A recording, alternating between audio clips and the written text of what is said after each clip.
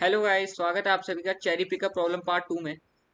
तो इससे पिछले पार्ट में मैंने डिस्कस करा था कि इस पर्टिकुलर प्रॉब्लम के लिए क्या रूट अप्रोच हो सकती है, जिसमें हमने डिस्कस करा था कि हम सबसे पहले टॉप से लेकर के बॉटम तक जितने हम optimal number of cherries collect कर सकते हैं, उसके बाद बॉटम से लेकर टॉप तक जितनी optimal number of cherries collect कर सके उन दोनों का सम करेंगे। और ऐसे ही ऑल अदर पाथ जो है वो एक्सप्लोर करेंगे, जो हमें सबसे मैक्सिमम रिजल्ट करके देगा उसको हम जो है रिटर्न करवाने वाले हैं। अब देखो, इन्होंने कुछ कंडीशंस दे रखी हैं, उन्हीं सेम कंडीशंस का हम इसी सेम ऑप्टिमाइज्ड अप्रोच में यूज करेंगे। जैसे अगर कोई रोबोट है, अगर वो 0,0 यानी कि फर्स्ट सेल पे खड़ा है, अगर उसको लास्ट सेल पे पहुंचना है, या तो वो राइट मूव ले सकता है या तो वो डाउन मूव ले सकता है। यहाँ पे हम बॉटम टू टॉप वाला जो पाथ है ना उसको निगलेक्ट करेंगे। अब वो कैसे निगलेक्ट करेंगे वो हम लोग देखेंगे।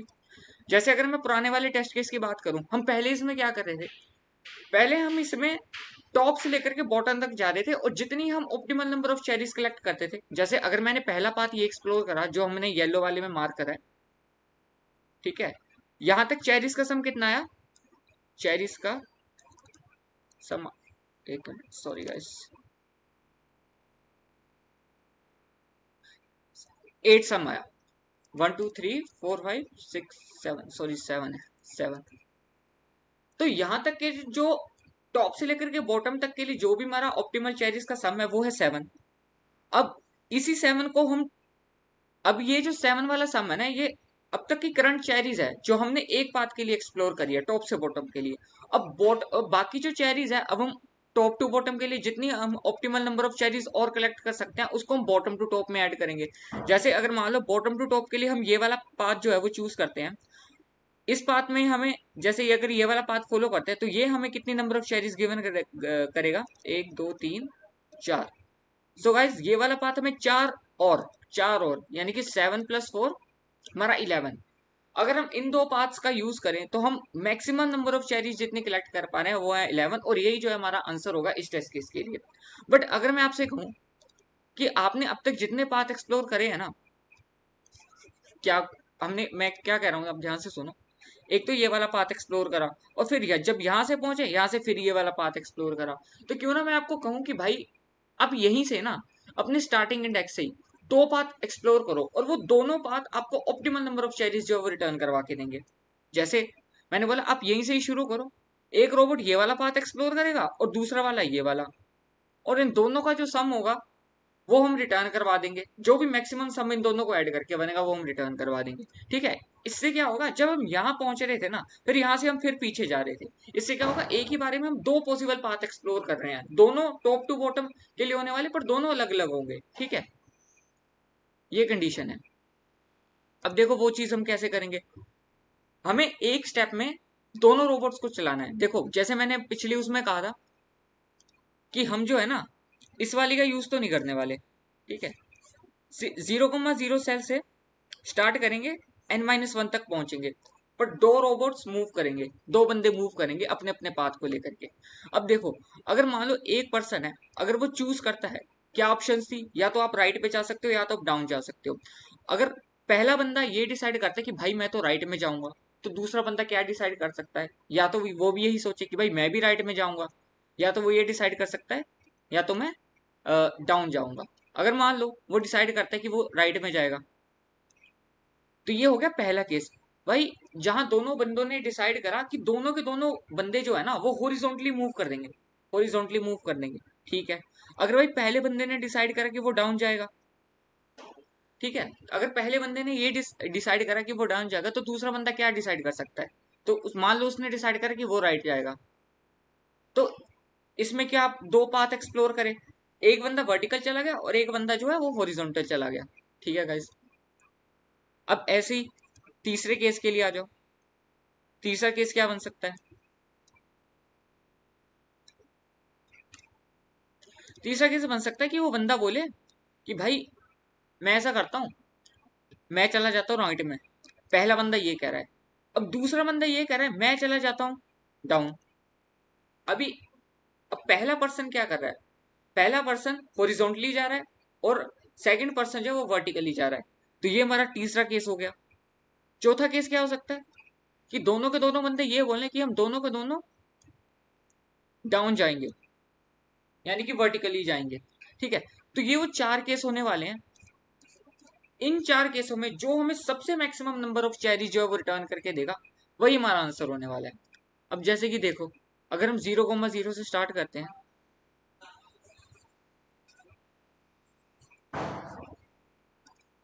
अगर हम स्टार्ट करते हैं 0,0 से, 0 से, तो क्या क्या ऑप्शंस हो सकती हैं?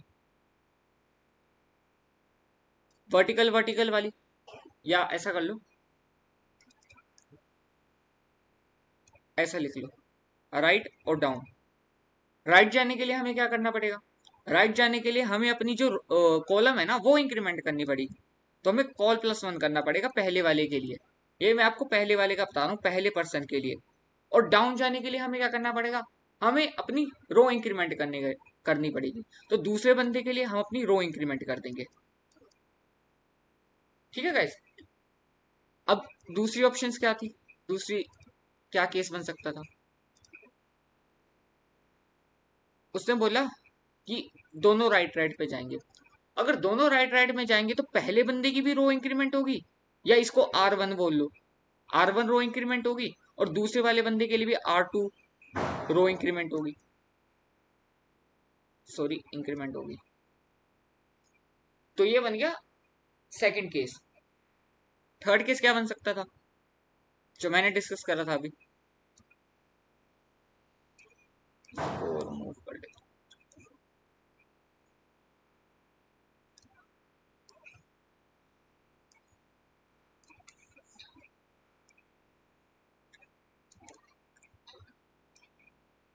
अब तीसरा केस क्या बन सकता था? पहला बंदा डिसाइड करे कि मैं डाउन जाऊंगा, और दूसरा बंदा डिसाइड करता कि मैं राइट जाऊंगा। ये ऑप्शन हो सकती थी। अब डाउन जाने के लिए क्या था? डाउन जाने के लिए हमारी रो इंक्रीमेंट हो रही थी। रो 1 जो है, पहले बंदे की जो रो है वो इंक्रीमेंट होगी, और दूसरे बंदे बंदे की कौन सी चीज इंपैक्ट होगी?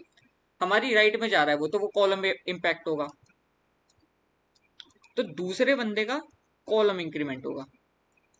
ये पहले बंदे के लिए, दूसरे के लिए। अब चौथी क्या थी जो लास्ट वाली थी? कि दोनों डाउन में जा रहे हैं।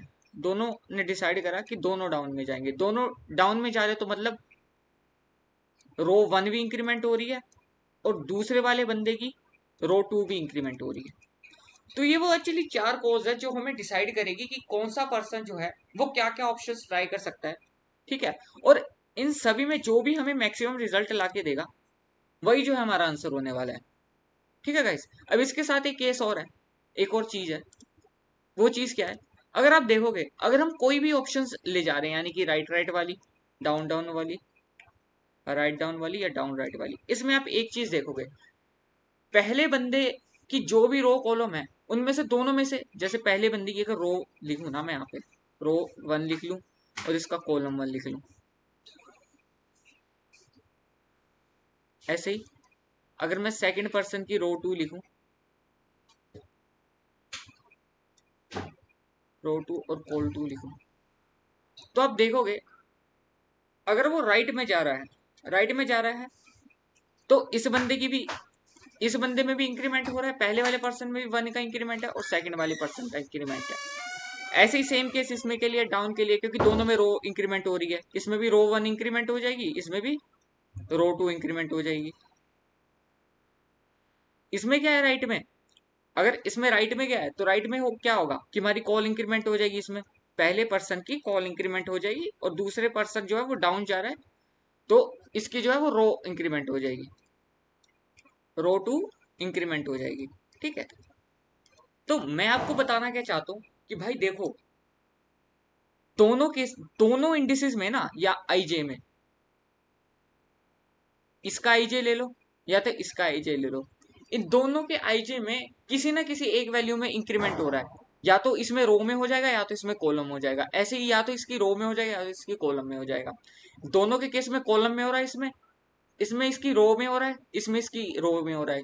इसके इसमें कॉलम में इंक्रीमेंट हो रहा है, अगर, और इसमें रो 2 में इंक्रीमेंट हो रहा है, रो में इंक्रीमेंट हो रहा है। तो अगर भाई देखो, अगर हमें इन 3 चीजों की वैल्यू पता है, तो क्या हम चौथे चीज की वैल्यू निकाल सकते हैं? 3 चीज की वैल्यू पता है ना भाई, ये देख लो, क्योंकि इन दोनों का सम इन दोनों के सम के इक्वल है। देखो रो 1+1 और इसमें रो 2+1, ये दोनों तो सेम है। और पिछले वाले वेरिएबल्स में तो हमने कुछ चेंज करा ही नहीं। इस वाले केस की अगर हम आते, कॉलम तो सेम के सेम ही है, दोनों के कॉलम सेम है। इसमें रो में ही तो इंक्रीमेंट हुआ है, तो जो भी चेंज आया होगा वो रो में आया होगा। अगर इसकी हमें कॉलम गिवन रहती, इसकी भी कॉलम गिवन रहती, तो इन तीनों का सम, इन दोनों का सम में से इसको माइनस, अगर इसके कॉलम 2 को माइनस कर देते तो रो 2 आ जाती। तो यही तो मैं कह रहा हूँ कि क्योंकि ये दोनों देखो ना, एक ही बारी में दोनों इंक्रीमेंट हो रहे हैं, दोनों में से किसी एक वैल्यू इंक्रीमेंट हो रही है, तो हम तीन अगर वैल्यूज है हमारे पास तो हम चौथी वैल्यू निकाल सकते हैं। तो गाइस चलिए इसका कोड डिस्कस करते हैं।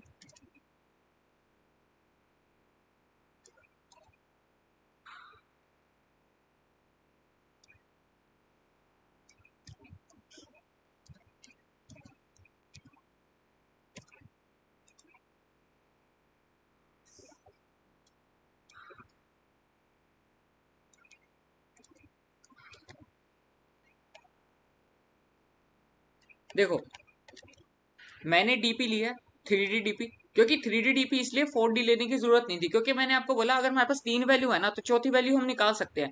कैसे निकाल सकते हैं? Row 1 plus column 1 minus column 2 is equal to row 2। तो इन दोनों का सम करके, पहले बंदे की दोनों रो कॉलम का सम करके, अगर उसमें हम दूसरे बंदे की रो या कॉलम माइनस कर दें तो उसकी चौथी वैल्यू आ जाएगी। ऐसे ही देख लो, अगर रो 1+C1 करते और माइनस R2 करते तो C2 आ जाता, तो भाई C2 आ जाता। फिर ऐसे ही पहले बंदे की भी वैल्यूज निकाल सकते हैं। बट वही है कि भाई हमें तीन वैल्यूज रख दी अपने पास, चौथी वैल्यू हम निकाल लेंगे।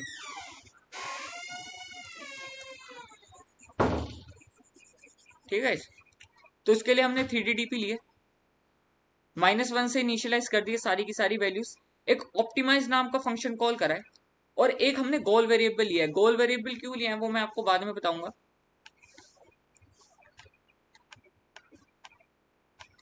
तो देखो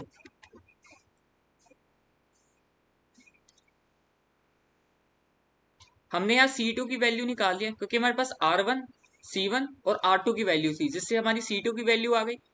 ये हमारा बेस केस है। बेस केस क्या होगा, क्योंकि भाई अगर हम डिक्रीमेंट कर रहे हैं, अगर हम डाउन जा रहे हैं तो हमारी रोज इंक्रीमेंट हो रही हैं। तो रोज कब तक इंक्रीमेंट होगी? जब तक उसकी वैल्यू n से लेस होगी तब तक इंक्रीमेंट होगी। अगर वो n से इक्वल हो जाए और n से ग्रेटर हो जाए तो उस केस में हमें रिटर्न करना पड़ेगा। और यही सेम केस कॉलम के लिए है। कॉलम में भी अगर इंक्रीमेंट हो जा रही है, इंक्रीमेंट हो जाए, तो वो कब तक इंक्रीमेंट होगी? जब तक उसका साइज n से लेस देन है। अगर वो n से ग्रेटर देन है, इक्वल टू होगी, तो हम उसको रिटर्न करवा दे रहे हैं। और इन दोनों केसेस के लिए हम कर रहे हैं R1 R2 के लिए और कॉलम C1 और C2 के लिए। ठीक है, और यहाँ पर ये दोनों चीजें रिप्रेजेंट कर रही है कि अगर वो दोनों इंडिसेस, अगर वो कॉलम जो है वो एक वैलिड इंडेक्स है, तो अगर अगर उस पे -1 पड़ा है तो सिंपली वहां से रिटर्न कर देना है, क्योंकि वो एक जो है ऑब्स्टेकल वैल्यू है, हम वहां से कोई भी पाथ जो है नहीं निकाल सकते। उसके बाद क्या है, ये हमारा बेस केस है। देखो अगर R1 हमारा जो है, अगर हमारा पहला पर्सन जो है, अगर वो लास्ट सेल पे है ना, तो सेकंड पर्सन भी वो लास्ट सेल पे होगा, क्योंकि मैंने आपको बताया था दोनों के केस में एक एक का इंक्रीमेंट हो रहा है। तो अगर R1 पहुंच गया तो ऑफकोर्स R2 भी पहुंच गया होगा। तो इसमें हमें R2 के लिए चेक करने के लिए कोई जरूरत नहीं है। जो भी उस ग्रिड पे जो भी वैल्यू पड़ी होगी वो सिंपली हम रिटर्न करवा देंगे। ठीक है, और अगर डीपी में वो वैल्यू हमारी पड़ी है तो हम डीपी से वो वैल्यू सीधा रिटर्न करवा देंगे, ताकि हमारी रिडंडेंट कॉल्स ना चले।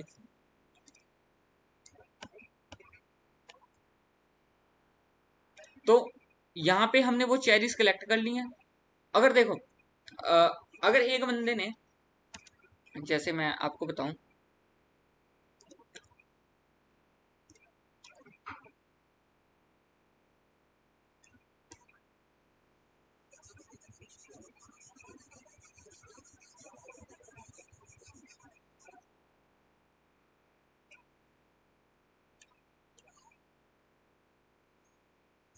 अरे यार इस केस के लिए बता दे। अगर अच्छा देखो, अगर कोई पर्सन है, उसने ये डिसाइड करा है, पहले बंदे ने ये डिसाइड करा है कि वो राइट जाएगा, और सेकंड पर्सन ने ये डिसाइड करा है कि वो डाउन जाएगा, तो इन दोनों पे जो जो चेरीज पड़ी होंगी, जैसे यहाँ जो चेरी पड़ी है, जैसे चेरीज का निचली काउंट तो हमारे पास 1 है, क्योंकि ये 0 पे स्टार्ट हुआ है ना, 0 पे स्टार्ट हुआ है, तो दोनों सेम जगह पे पड़े हैं, तो चेरी काउंट एक ही बार होगी। ठीक है, तो चेरी काउंट एक ही बार होगी। तो इनिशियली चेरी का काउंट 1 था, पहले बंदे ने डिसाइड करा कि वो राइट जाएगा, दूसरे बंदे ने डिसाइड करा कि वो डाउन जाएगा। तो अगर दोनों की रो और कॉलम की वैल्यू डिफरेंट है, तो भाई हम क्या करेंगे, उन दोनों कॉलम्स पे जो जो वैल्यू पड़ी है उन दोनों को ऐड कर देंगे। यानी कि ये जो R1 C1 पे जो वैल्यू पड़ी थी, और ये R2 C2 पे जो वैल्यू पड़ी थी, जो चेरी पड़ी थी, तो ये होगा, ये टोटल हो गया 3, क्योंकि इस पहले पे भी 1, दूसरे पे भी 1 पड़ी थी। अगर मान लो इससे दूसरा केस होता, भाई दोनों डिसाइड करते हैं कि हम जो है ना वो एक ही डायरेक्शन में जाएंगे। एक ही डायरेक्शन का मतलब है, अगर पहला बंदा अगर राइट में गया ना, तो दूसरे बंदे ने बोला कि मैं भी ना राइट में ही जाऊंगा, इसी पाथ में जाऊंगा, तो यहाँ क्या होगा, R1 C1 and R2 C2 की वैल्यू जो है वो सेम होगी। अगर उनकी वैल्यू सेम हुई ना, तो हम चेरी को एक ही बार काउंट करेंगे। तो ये कंडीशन वो बताती है, R1 C1 की तो वैल्यू तो ऐड कर लो, पर अगर C2 भी अगर C2 भी और R2 भी दोनों एक दूसरे के इक्वल नहीं है, अगर इक्वल नहीं है, तो R2 C2 पे जो चेरी पड़ी है वो भी डाल दो। ठीक है, नहीं तो क्या होगा, अगर C1 C2 और R1 R2 दोनों एक दूसरे के इक्वल है, तो ऑलरेडी हम उसकी एक चेरी तो ऐड कर चुके ना भाई, दूसरी बार चेरी थोड़ी ना ऐड करनी है। तो ये केस उसके लिए है। उसके बाद जो मैंने आपको कॉल्स बताई थी, हॉरिजॉन्टल हॉरिजॉन्टल के लिए, हॉरिजॉन्टल वर्टिकल के लिए, वर्टिकल हॉरिजॉन्टल के लिए, और वर्टिकल वर्टिकल के लिए। हॉरिजॉन्टल हॉरिजॉन्टल में हम कॉलम का इंक्रीमेंट कर रहे थे। दोनों कॉलम्स होंगी, दोनों को यहाँ पर भी C2 होगी ना, और C2 हम ऊपर ले रहे हैं, क्योंकि हमें इन दो की वैल्यूज पता है। इन दो वैल्यूज को ऐड करके ये R2 माइनस करेंगे तो C2 आ जाएगा। ठीक है गाइस, तो ऐसे करके हमने सारी की सारी वैल्यूज जो है हमें निकाल ली है। इसमें कॉलम का इंक्रीमेंट करा है, इसमें भी कॉलम का इंक्रीमेंट करा है, इसमें रो का इंक्रीमेंट करा है वर्टिकल के लिए, ऐसे ही इसमें वर्टिकल के लिए रो का इंक्रीमेंट करा है, इनमें दोनों में रो का इंक्रीमेंट करा है वर्टिकल वर्टिकल के लिए, और लास्ट फोर्थ वैल्यू हम ऊपर ले रहे थे। अब मैंने आपको बताया था, इसके बाद जो भी हमारी मैक्सिमम वैल्यू आएगी इन 4 कॉल्स के लिए, उनको हम करंट चेरीज में ऐड कर देंगे। जैसे मान लो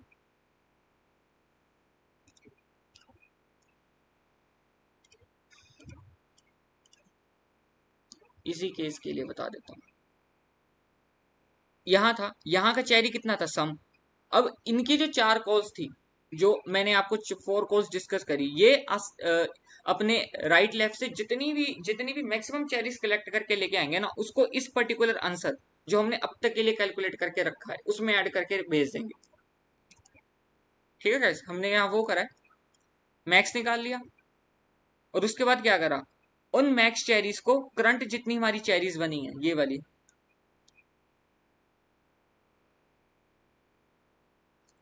ये वाली जो करंट ग्रिड पे जितनी भी चेरी पड़ी थी, ठीक है, उनको उसमें ऐड करके भेज दिया।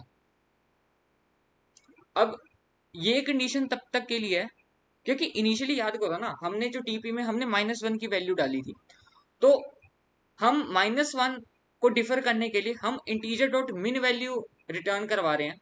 अगर इंटीजर डॉट मिन वैल्यू रिटर्न हो रही है ना, तो मतलब उसका यह है कि हम उस बात को एक्सप्लोर कर चुके हैं, और वो ये बताता है कि मेरी आगे जो है ना वो कोई भी मैक्सिमम चेरी चेरी पड़ी नहीं हुई। अगर ऐसा कुछ नहीं है तो हम उस डीपी में वो इंटीजर डॉट मिन वैल्यू डाल रहे हैं। ये केस कब होगा, जैसे कि देखो,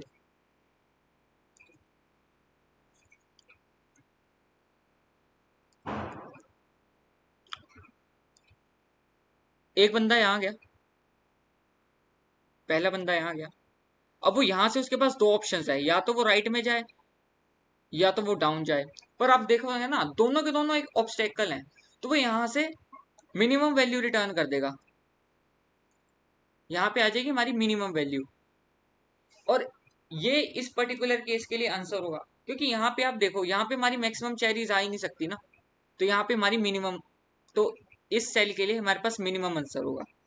अगर मान लो कोई पर्सन है, वो सोचता है मैं डाउन जाऊंगा, यहाँ जाऊंगा, और यहाँ से वो डिसाइड करता है कि वो राइट जाएगा, और राइट के बाद वो डिसाइड, पहले वो अगर वो राइट जाएगा तो वो एक क्या है, वो एक ऑब्स्टेकल है, यहाँ से भी उसको मिन वैल्यू मिल जाएगी, और अब वो यहाँ से डिसाइड करता है कि वो भी डाउन जाएगा, तो डाउन से भी उसको मिन वैल्यू रिटर्न हो जाएगी।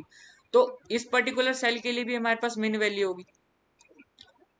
अब ये केस में क्या है भाई, ये भी मिन वैल्यू दे रहा है और ये वाला भी मिन वैल्यू दे रहा है।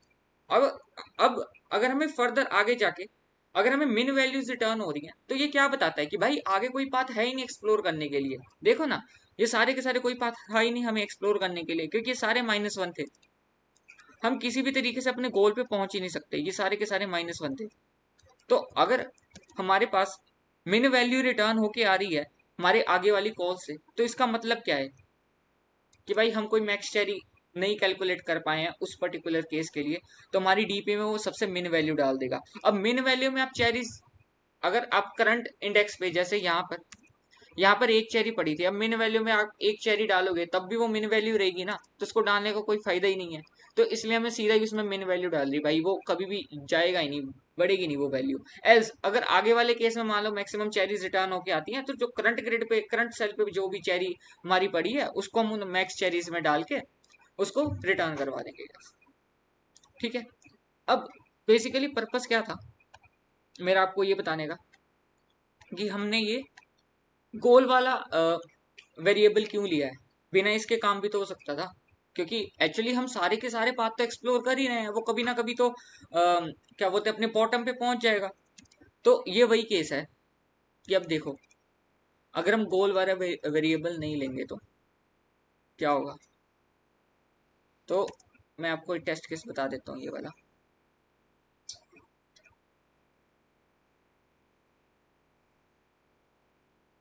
ये वही वाला टेस्ट केस है।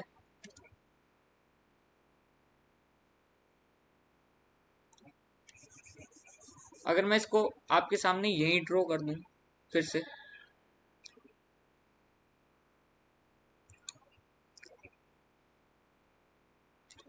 मैं आपसे पूछता हूँ, क्या अगर हम इस सेल से स्टार्ट करते हैं तो क्या हम कभी भी यहाँ पहुंच पाएंगे?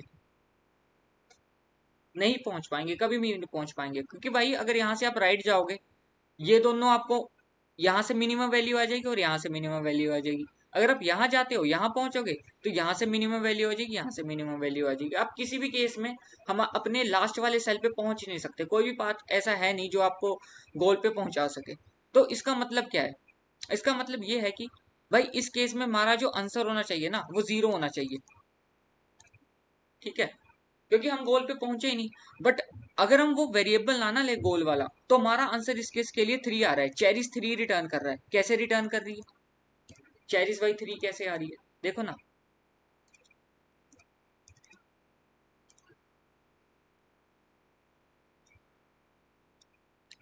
यहाँ पे 1 पड़ा था, यहाँ पे 1 पड़ा था, इन तीनों का सम कितना है? एक बात ये हो गया, एक बात ये हो गया, इन तीनों का सम कितना है? 3। तो चेरीज हमारी 3 रिटर्न हो रही है इस केस के लिए। तो हम ये भी चेक करेंगे कि क्या हमारी जो पाथ है क्या वो गोल तक पहुंचा है कि नहीं पहुंचा है। अगर भाई नहीं पहुंचा है ना, तो इन चेरीज की जो वैल्यू है ना वो कोई मायने नहीं रखती, हम 0 रिटर्न कर देंगे। ठीक है, ये देख सकते हो आप, मैं आपको दिखा देता हूँ।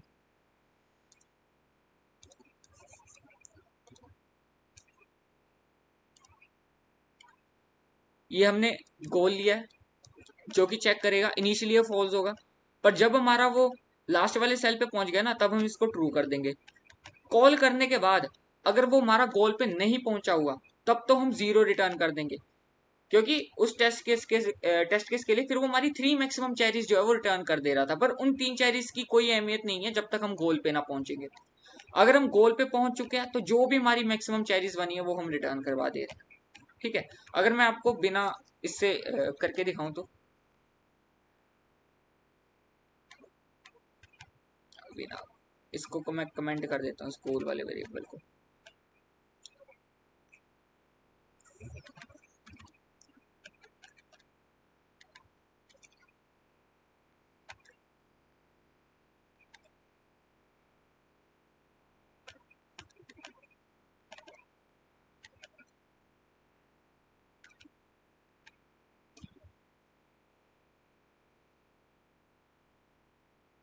ये देखो गाइस,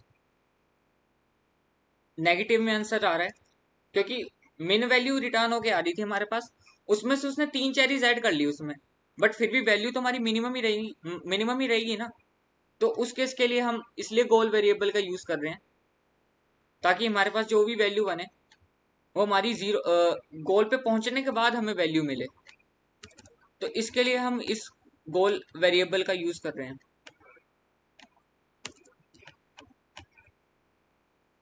चलिए गाइस, इस कोड को सबमिट करके देखते हैं। आई होप आपको मेरी बात समझ में आ गई होगी। मिनिमम वैल्यू में वो 3 चेरीज ऐड कर दे रहा है, मिनिमम वैल्यू में वो 3 चेरीज ऐड कर रहे हैं, तो वैल्यू तो मिनिमम ही रहेगी ना। So thank you guys for watching this video.